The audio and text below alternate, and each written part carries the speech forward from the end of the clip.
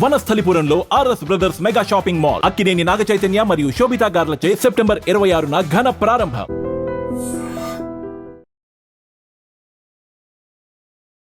నమస్తే, welcome to I dream.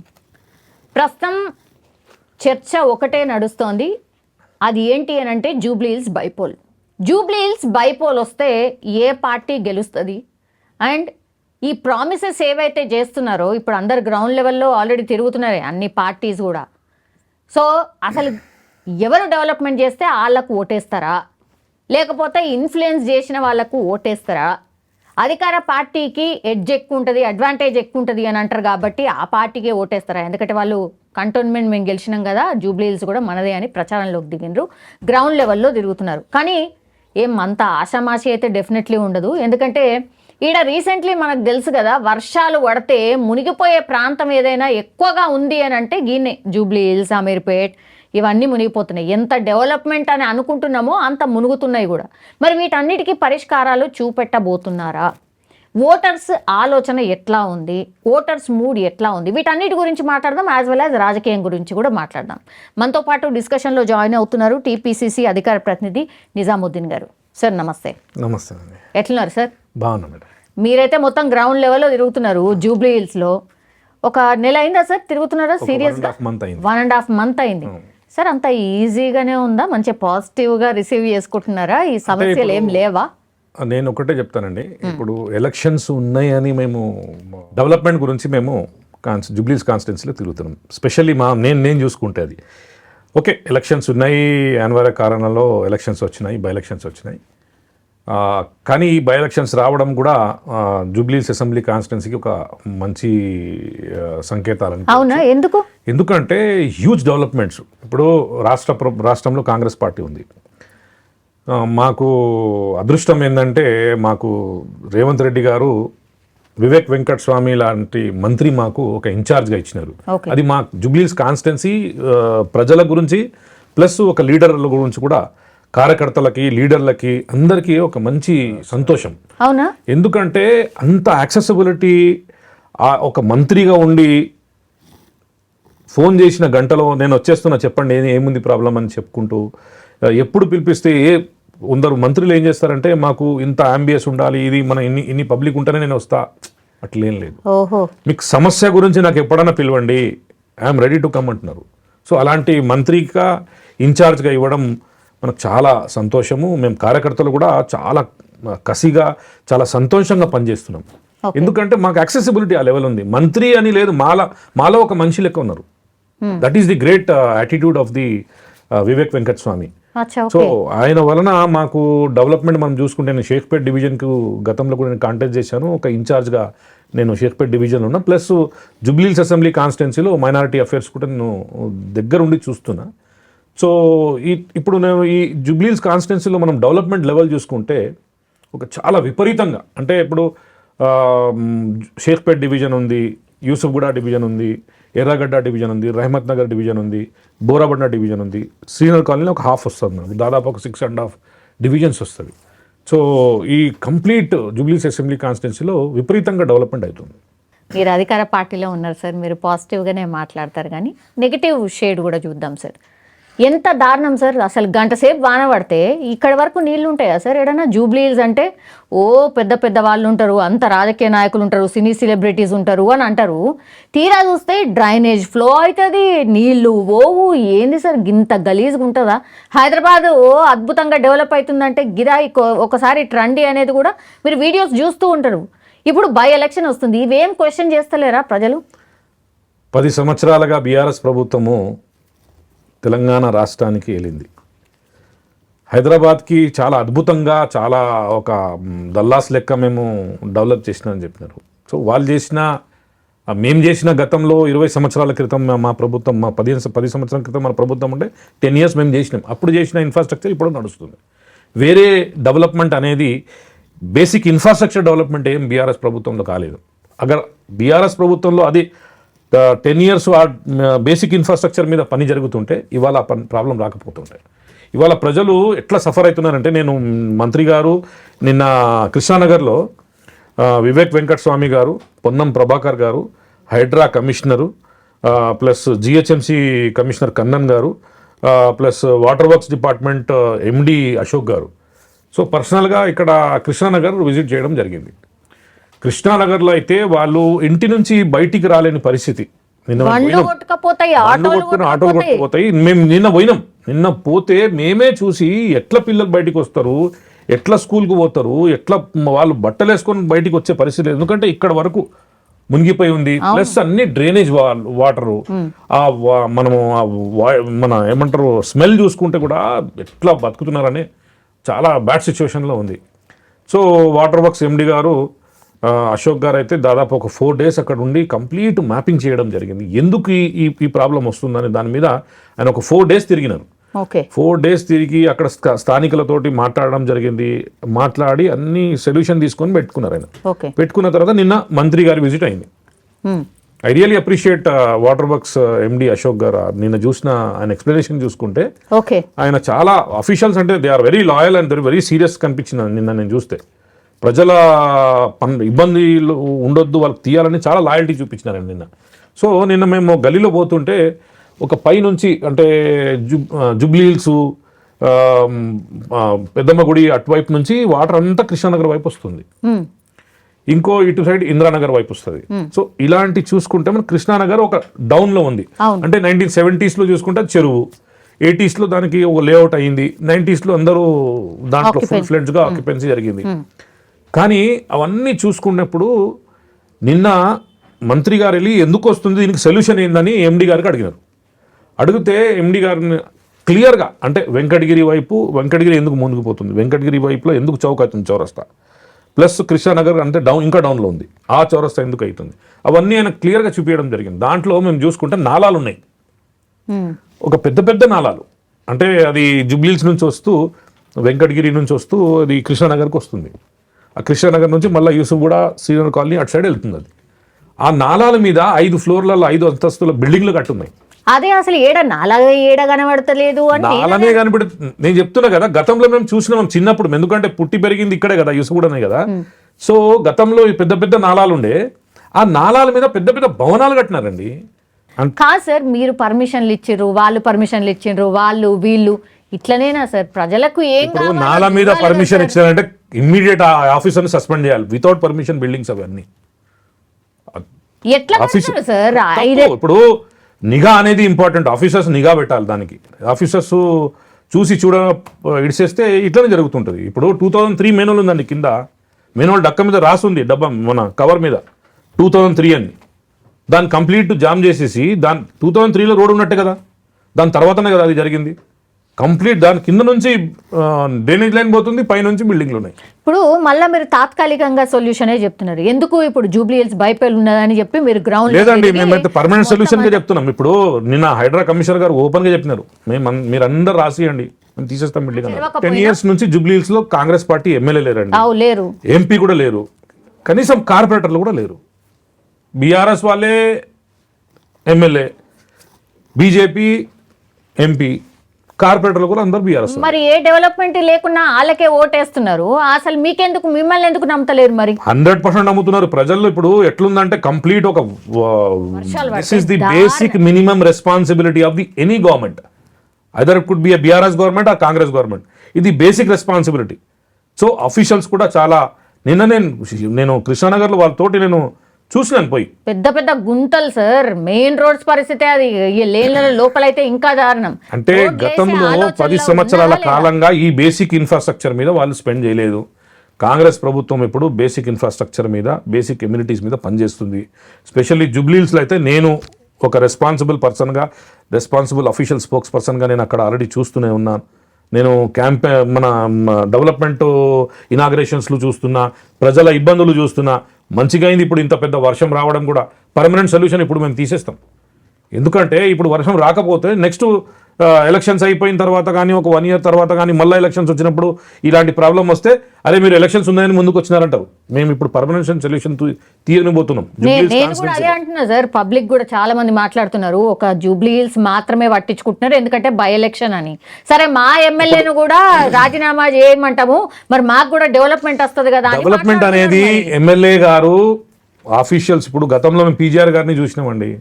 అప్పుడు ప్రభుత్వం లేనప్పుడు కూడా చాలా డెవలప్మెంట్లు జరిగినాయి. ఎందుకు జరిగినాయి అంటే ఆ లెవెల్లో పని చేయాల్సి వస్తుంది. ఎమ్మెల్యే గారు ఎమ్మెల్యే ఎలక్షన్ వరకు వచ్చి ఓట్లు తీసుకొని ఇంట్లో కూర్చుంటే కాదు, ప్రజల్లో ఉండాలి, ప్రజల్లో పని చేయాల్సి వస్తుంది. సో ప్రజల్లో ఉండి పని చేస్తే ఇలాంటి ప్రాబ్లం రాదు.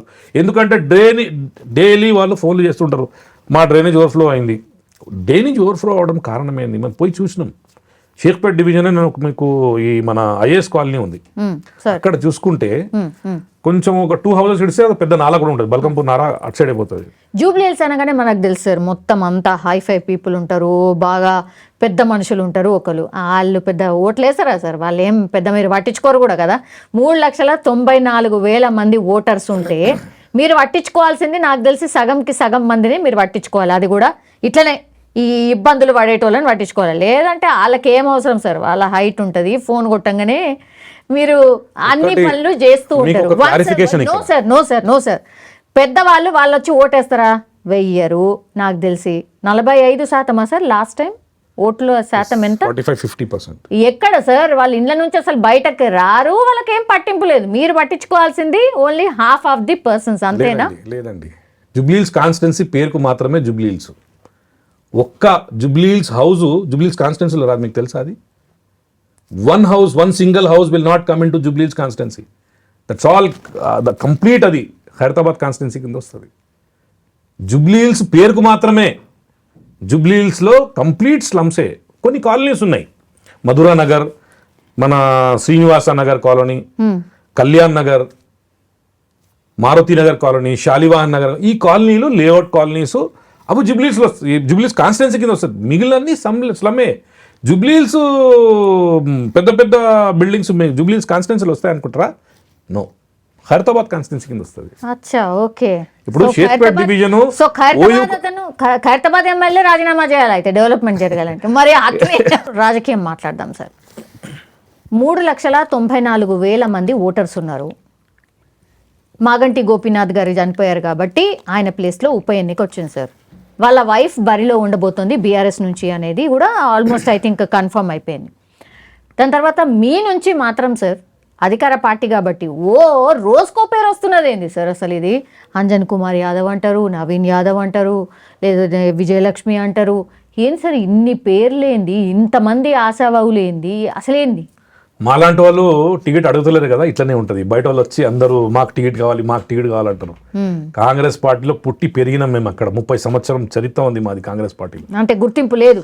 గుర్తింపు కాదు, గుర్తింపు అనేది ఏం లేదు. కానీ మేము అడుగుతలేము, ఎందుకంటే ఇది బై ఎలక్షన్ అప్పుడు పైసలు కూడా కావాల్సి వస్తుంది. మా దగ్గర అన్ని పైసలు లేవు. మేము ప్రజలకు పని చేయడానికి కసిగా ఉన్నాం. బీర్ బిర్యానీకా పైసలు దేనికి?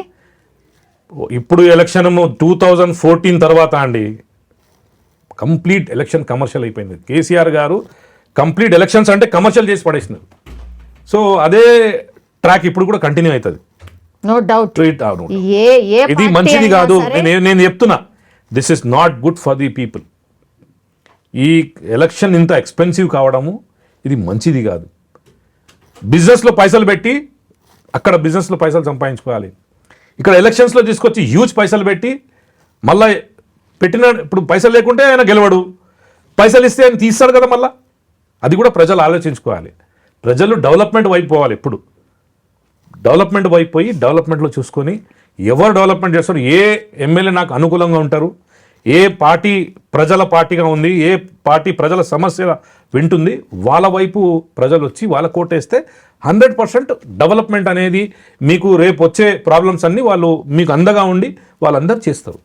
సో ప్రజలు ఇప్పుడు కొంచెం కమర్షియల్గా ఆలోచించాలనుకోండి, మంచి ప్రభుత్వం రాదు, మంచి క్యాండిడేట్ రాడు, మీకు మంచి పనులు కూడా కావు. దిట్ ఈస్ వెరీ క్లియర్ అండి. ఓకే. సో కాంగ్రెస్ పార్టీ ప్రజా సంక్షేమం చేస్తూ ప్రజల అందుబాటులో ఉండి ప్రజలకు ఏం సమస్య ఉందని మేము బరిలోకి పోయినాం. జూబ్లీహిల్స్లో చూసుకుంటే ఇన్ఫ్రాస్ట్రక్చర్ అనేది జీరో. గతంలో 20 years క్రితం చేసిన ఇన్ఫ్రాస్ట్రక్చర్ ఇప్పటివరకు నడిచింది. మరి ప్రజలు ప్రశ్నించాలి కదా, ప్రశ్నిస్తున్నారా? బీఆర్ఎస్ వాళ్ళు ప్రశ్నిస్తున్నా చేయాల్సిందే. వాళ్ళ ప్రశ్న కూడా వాళ్ళ ప్రాబ్లం. ఇప్పుడు వాళ్ళు 10 సంవత్సరాలు కాదు 12 సంవత్సరం వాళ్ళ ఎమ్మెల్యే ఉండే, బీఆర్ఎస్ ఎమ్మెల్యే ఉండే కదా. ఇప్పుడు ఇది ఎవరు చేయాలి? ఇది ఓయూ కాలనీ వాళ్ళు సఫరర్స్ అంటే వెల్ ఎడ్యుకేటెడ్ పీపుల్. అన్ని ప్రొఫెసర్సు, ఓ మన టీచర్లు, ఇంజనీర్సు, డాక్టర్లు ఆ కాలనీలో ఉంటారండి. అక్కడ ఒక పెద్ద సమస్య ఏంది తెలుసా మీకు? ఆ కాలనీలో ఇప్పటికి కూడా డ్రైనేజ్ సిస్టమ్ బాగలేదు. 25 years 30 years క్రితం చేసిన డ్రైనేజ్ సిస్టమ్ ఇప్పుడు ఉంది. గతంలో ఆ కాలనీ ఎస్టాబ్లిష్ అయినప్పుడు 200-250 హౌసెస్ ఉండే, మరి ఎట్లా ఇప్పుడు 1000 హౌసెస్ అయినాయి. మరి ఎట్లా ఉట్టేసారు? 10 సంవత్సరం వాళ్ళు ఎవ్వరు పట్టించుకోలే. వాళ్ళు ఎవరన్నా కాంగ్రెస్ అని మాట్లాడితే వాళ్ళ మీద కేసులు బుక్ అయినాయి. ఇప్పుడు చదువుకున్న వాళ్ళు, ఒక జాబ్ చేసే వాళ్ళు కేసులు అంటే వెనుకపడినారు వాళ్ళు. ఏం చేస్తాము, ప్రభుత్వం మేము ఒక ఎమ్మెల్యేని ఓటేసి గెలిపించుకుంటే ఆ ఎమ్మెల్యే మా మీద కేసులు బుక్ చేపిస్తుండు, ఏం చేయాలి? సో ఆ టెన్షన్. ఇప్పుడు ఒక 10-15 days నుంచి మేము రెగ్యులర్గా ఓయూ కాలనీ విజిట్ చేస్తుంటే మాకు తెలుస్తుంది ఒకటి తర్వాత ఒకటి. అక్కడ ఒక పెద్ద స్కామ్ జరిగింది ఆ కాలనీలో. కాలనీ వాటర్ అంతా మణికొండ వైపు వెళ్ళాలి. ఆ కాలనీ స్లోప్ ఉంది అటు సైడ్. ఇటు సైడ్ హైట్ ఓయూ కాలనీ నుంచి వచ్చి అక్కడ వెళ్ళాలి. 60 feet మాస్టర్ ప్లాన్ రోడ్ ఉంది. బీఆర్ఎస్ హయాంలో ఒక 7 acres ఒక పెద్ద హై రైజ్ అపార్ట్మెంట్ కన్స్ట్రక్షన్ చేయడానికి మాస్టర్ ప్లాన్ రోడ్ని కట్ చేసి క్లోజ్ చేసుకుంటూ వాళ్ళు ధర్నాలు చేసినారు, మీడియాకు మాట్లాడినారు. ప్రభుత్వం మాదుంటే మేము ఏమైనా చేస్తామని అక్కడ గతంలో అరవింద్ కుమార్ గారి హయాంలో, ప్లస్ ఇంకా బాలరాజా ఆయన పేరు HMDA వాళ్ళ హయాంలో వాళ్ళు పర్మిషన్ ఇచ్చినారు దానికి. ఇప్పుడు నాకు తెలిసి ఒక 10 floors అపార్ట్మెంట్ పర్మిషన్ ఎట్లా ఇస్తారు సార్? అధికారి ఏ రోడ్ చెప్పకుండా, నేను చెప్తున్నా కదండి, ఇప్పుడు కరెక్ట్ దానికి మీరు కూడా ఇయ్యారన్న గ్యారెంటీ ఇవ్వద్దు. ఎవరైనా ఉండని, ఏ ప్రభుత్వం అయినా ఉండని ఇవ్వద్దు. ఇట్లా రేపటి రోజుల్లో ఎవరు సఫర్ అవుతారు? ప్రజలు సఫర్ అవుతారు. చిన్న పైసలు ఇస్తారండి వాళ్ళు, ఆ అపార్ట్మెంట్ వాళ్ళు. అప్పుడు అధికారులకి, పార్టీలో ఉన్న పెద్దలకి పేరు తీసుకుంటే బాగా ఉండదు, పైసలు తీసుకొని ఆ పర్మిషన్ ఇచ్చినారు. వాళ్ళ వలన ఓయూ కాలనీ ఎంత సఫర్ అవుతుంది? రేపు వాటర్ వస్తే మేము ఉన్నాం అక్కడ. ఆ రోజు మేము మీటింగ్ చేసుకుంటున్నాము, మీ సమస్యలు ఏమైనా అడగడానికి పోతే అక్కడ చూసుకుంటే మేము ఇట్లా కూర్చున్నాము. ఒక 15-20 minutesలో గ్రౌండ్ ఫ్లోర్ నిండిపోయింది. ఫస్ట్ ఫ్లోర్కి వెళ్ళాల్సి వచ్చింది మాకు. ఎందుకు ఇది ఇట్లా? దీని సార్ మాకు మేము చాలా ఇబ్బందులు ఉన్నాము, కాలనీ అంతా సఫర్ అవుతుంది, మాకు ఇది పర్మనెంట్ సొల్యూషన్ తీయమని చెప్తే నిన్న పొద్దున 6:30కి వివేక్ వెంకటస్వామి గారు, పొన్నం ప్రభాకర్ గారు, GHMC commissioner, water works department MD గారు అక్కడ వచ్చి ఒక పర్మనెంట్ సొల్యూషన్ దీనికి ఎట్లా చేయాలని చూస్తే అది వాటర్ వెళ్ళడానికి దారి లేదు. వాటర్ ఇక్కడ స్ట్రేట్ వెళ్తే స్పీడ్గా, ఎంత గంట వర్షం పడితే కూడా స్పీడ్గా వెళ్ళిపోతుంది. అది 900 dia పైప్ లైన్ ఉంది. ఈ 900 dia పోయి అక్కడ 300 dia కలుస్తుంది. అంటే స్టేట్ అపార్ట్మెంట్ కన్స్ట్రక్షన్ చేసినారు, బంద్ అయిపోయింది, పక్క నుంచి దారి తీసినారు. ఇట్లా పోయి ఇట్లా జెడ్ అయింది, జిగ్జాగ్ అయిపోయింది. జిగ్జాగ్ వలన స్పీడ్ గా ఇప్పుడు గంట వర్షంలో 200 అర్థమైంది సార్. ఆ స్పీడ్, ఆ ప్రెషరు అక్కడ పోయి జామ్ అయిపోయి వాళ్ళు నీళ్ళు వెళ్ళలేక కంప్లీట్ వాళ్ళ హౌసెస్ లో వెళ్ళిపోతున్నారు. లేఅవుట్ కాలనీ అది చదువుకున్న వాళ్ళు అక్కడ నిలుస్తున్నారు. ట్యాక్స్ పేయర్స్ వాళ్ళు, they are suffering. Whose mistake is this? గత ప్రభుత్వం 2-3 years క్రితమే వాళ్ళు పర్మిషన్ ఇచ్చారు. నేనైతే లీడర్సే అంటారా, ఆ ప్రభుత్వమా ఈ ప్రభుత్వమా కాదు సార్. అఫీషియల్స్ పైసలు తిన్నారు, దాంట్లో లీడర్స్ పైసలు తిన్నారు, పర్మిషన్ ఇచ్చినారు. 7 acres లేఅవుట్ లో మంచి పైసలు వచ్చినాయి. మరి వాళ్ళ దగ్గర అవును సార్, వాళ్ళ దగ్గర నుంచే పైసలు లేదు. ఇప్పుడు కరెక్ట్ చూసుకుంటే ఆ బిల్డింగ్ డెమాలిష్ చేయాలి. కానీ ఇప్పుడు ఒక సొల్యూషన్ కూడా తీసినాం. దానికి పక్కకి సెట్ బ్యాక్స్ ఉంది. సెట్ బ్యాక్స్ లో నుంచి కంప్లీట్ ఇప్పుడు పెద్ద 900 dia వేసేసి దానికి వర్షానికి పర్మనెంట్ సొల్యూషన్ మేము తీస్తున్నాం. ప్రజల్లో వెళ్ళి ప్రజల ఇబ్బందిని ఏముంది చూసుకొని ఎంత పైసలన్నా కానీ దానికి మళ్ళీ మనం పైసలు పెట్టి మేము తీస్తామని చెప్పి వాళ్ళకి హామీ ఇచ్చేసి వచ్చినాం. ఇంకోటి 45 crores శాంక్షన్ చేసినారు. ఇప్పుడు గతంలో జయనారం ప్రాజెక్టు ప్రకారం బల్కంపునారా కన్స్ట్రక్షన్ చేసిన పారాపెట్ వాళ్ళు ఇప్పుడు దానికి SNDP ప్రాజెక్ట్ ద్వారా దానికి 45 crores శాంక్షన్ చేసి వెస్టర్న్ ప్లాజా నుంచి టోలీచౌకి చౌరస్తా వరకు, that is a permanent solution for that particular colonies. ఏమో సార్, శంకుస్థాపన చేసి 1 నెల 2 నెలలు గడిపేసేసి ఇక మళ్ళా ఎలక్షన్ కాగానే అవతల. ఎస్ మేడం, మీరు చెప్పిన మాటలు చాలా వాస్తవాలు ఉన్నాయి. ఎలక్షన్ అప్పుడు మా కోటేయండి, మేము మీకు డెవలప్మెంట్ చేస్తామని వాగ్దానాలు చేస్తాం. ఎలక్షన్ అయిపోయిన తర్వాత అందరు మర్చిపోతారు. కానీ మేము ఒకటే చెప్తున్నాం, ఎలక్షన్ కోడ్ వచ్చే ముందు మీ ప్రాబ్లం చెప్పండి. మీ ప్రాబ్లం కోట్ల రూపాయలు కాదు, 10 కోట్లు ఖర్చు. కానీ ఎలక్షన్ కోడ్ వచ్చే ముందు ఇనాగ్రేషన్ కాదు, పనే పూర్తి చేపిస్తాం. కొన్ని పనులు అయితే దాదాపు ఒక 15 కోట్ల పనులు వితౌట్ ఇనాగ్రేషనే పూర్తి చేసినాం. దాని తర్వాత పక్కా ఇనాగ్రేషన్ దీంతో కలిపి మేము చేసినాం.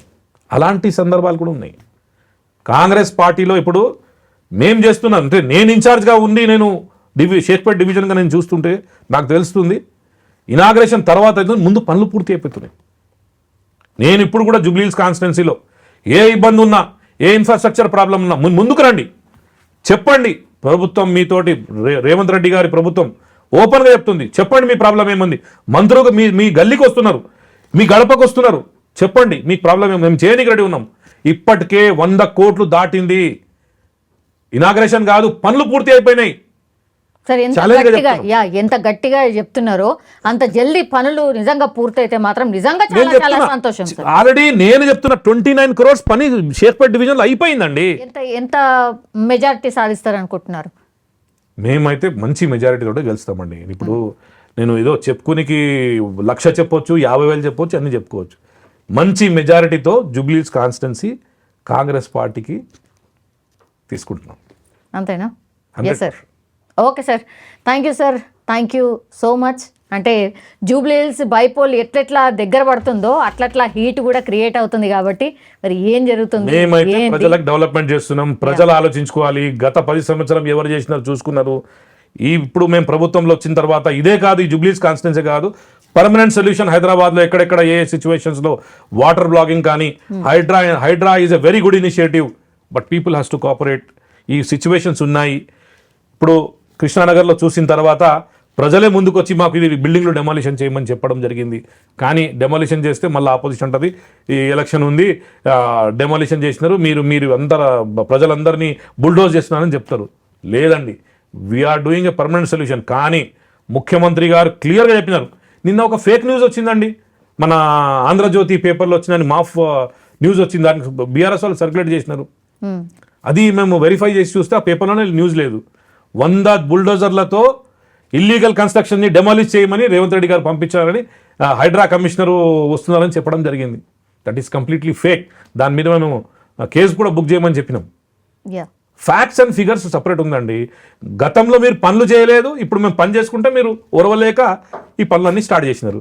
ఫేక్ న్యూస్ ప్రపగండా చేయడం, మా మీద బురద చల్లడము. మీరు చేసే పనులు చేస్తే ఇవాళ ఇబ్బంది రాకపోతుండే. మీరు చేయలేదు, మేము చేస్తుంటే మీరు ఓరలేకపోతున్నారు. ఇప్పుడు ఏంటంటే మీకు కావాలి, ఎక్కడొస్తుంది జూబ్లీహిల్స్? మీకు జూబ్లీహిల్స్ కాంగ్రెస్ పార్టీ 100% వస్తుంది. All right sir, all the best and thank you so much. నిజంగా ప్రస్తుతం ఉన్నటువంటి సమాజం దేనికి ప్రయారిటీ ఇస్తుంది? ఆర్థిక సంబంధాల చుట్టూ మాత్రమే తిరుగుతుంది. మళ్ళీ ఎన్నికలంగానే చాలా విరక్తి కలుగుతాను. మంచి అనిపిస్తుంది కదా, లేడీస్ కూడా ఛాలెంజింగ్ జాబ్స్ చేసినప్పుడు చాలా బాగుంటది. ట్రాఫిక్ అసిస్టెంట్స్ గా నియమించిన ట్రాన్స్జెండర్స్ అందరితో సాల్యూట్ చేయించుకుంటున్నారు. ఫుడ్ డెలివరీ ఇవ్వటానికి వెళ్ళినటువంటి డెలివరీ బాయ్ అనిల్ పై కళ్ళ ముందు